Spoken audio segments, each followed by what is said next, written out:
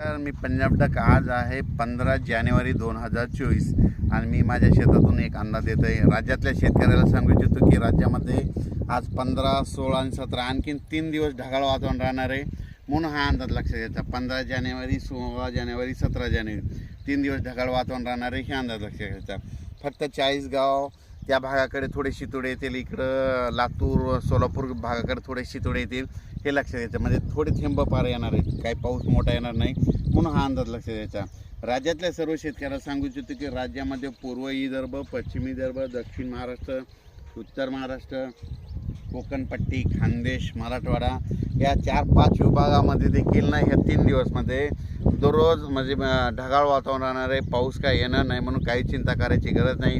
आणि परत राज्यातल्या शेतकऱ्याला सांगू इच्छितो की राज्यामध्ये ज्यांचे तूर काढणं चालू असेल, तुम्ही तूर काढा, काही हरकत नाही, कारण की खूप मोठा काही पाऊस येणार नाही, त्याच्यामुळे काही चिंता करायची गरज नाही. राज्यात मग आता म्हणजे 17 तारखेपर्यंत ढगाळ वातावरण आहे. त्याच्यानंतर 19 तारखेनंतर राज्यामध्ये परत तीव्र थंडीची लाट येणार आहे, म्हणून हे अंदाज लक्षात द्या. हे ढगाळ वातावरण राहत असताना तुम्हाला एक सांगतो की राज्यामध्ये काय होणार आहे. उत्तरेकडून वारी येत असल्यामुळे दिवसा देखील असं थंड जाणवणार नाही, म्हणून हे अंदाज लक्षात द्यायचा. पण राज्यात मात्र सध्या काही पावसाचं वातावरण नाही, म्हणून हा अंदाज लक्षात द्यायचा. राज्यातल्या शेतकऱ्याला सांगू इच्छितो, ज्यांचा कांदा काढणी चालली असेल त्यांना कांदा काढणी चाला. बऱ्याच मला शेतकऱ्याचे जे लाल मिरचीवाले सुकवता त्यांचे फोन आले की आम्ही लाल मिरची वाळू घातली, तर त्यांना म्हणलं काही चिंता करू नका, फक्त तुमच्या चाळीसगाव धुळेकर थोडे शितोडे येणार आहेत, मोठा काही पाऊस येणार नाही, त्याच्यामुळं काही चिंता करायची गरज नाही. काल मी कर्नाटककडे गेल्याच्यानंतर तिकडे शेतकरी भेटले होते, ते म्हणले आमचं तंबाखूचं पीक काढायला आलं आहे. त्यांना म्हटलं तुमच्या तिकडं फक्त थोडे तुरळक कुठेतरी थेंबे येणार आहे, 4-2 थेंबे येणार आहे, मोठा पाऊस येणार नाही, म्हणून काही घाबरायची चिंता नाही. त्याच्यानंतर मकावाले शेतकरी, त्याच्यानंतर कापसावाले शेतकऱ्याचे फोन आले, त्यांना म्हटलं काही मोठा पाऊस येणार नाही, त्याच्यामुळे काही चिंता करायची गरज नाही.